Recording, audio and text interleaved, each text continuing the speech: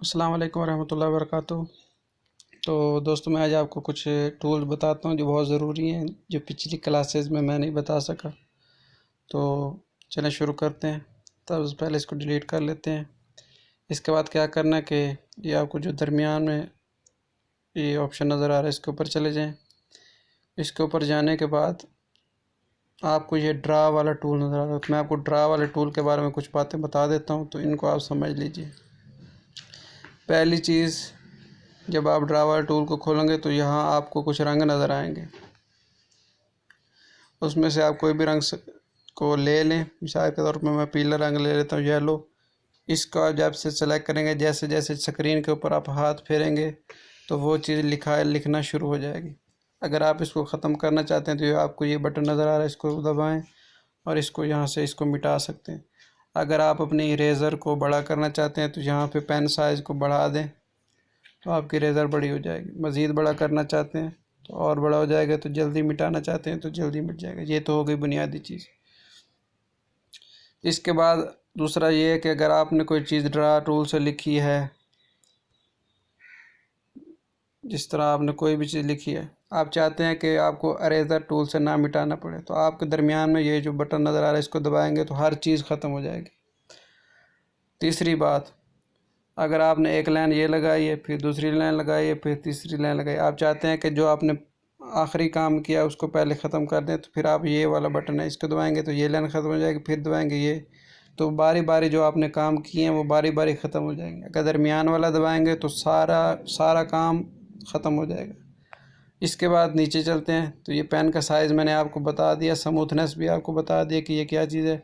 इसके बाद fill in side वाला ये जो बटन है, अगर आप इसको ऑन करेंगे, इसका मतलब ये कि आप जहाँ भी लाइन लगाएंगे उसके अंदर जो भी चीज़ है वो भर जाएगी। दोबारा समझ लें, इसको मैं ख़त्म कर देता हूँ।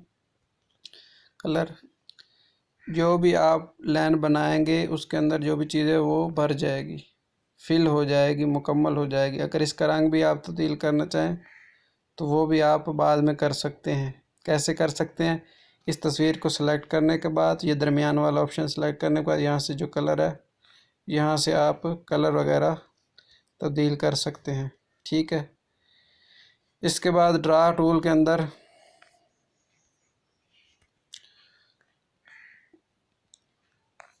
फिल इन के बाद ये है डैश्ड लाइन।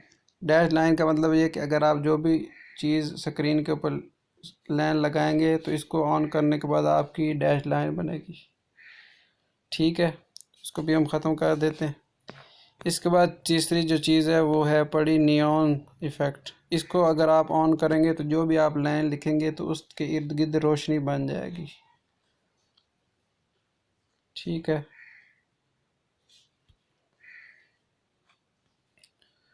तो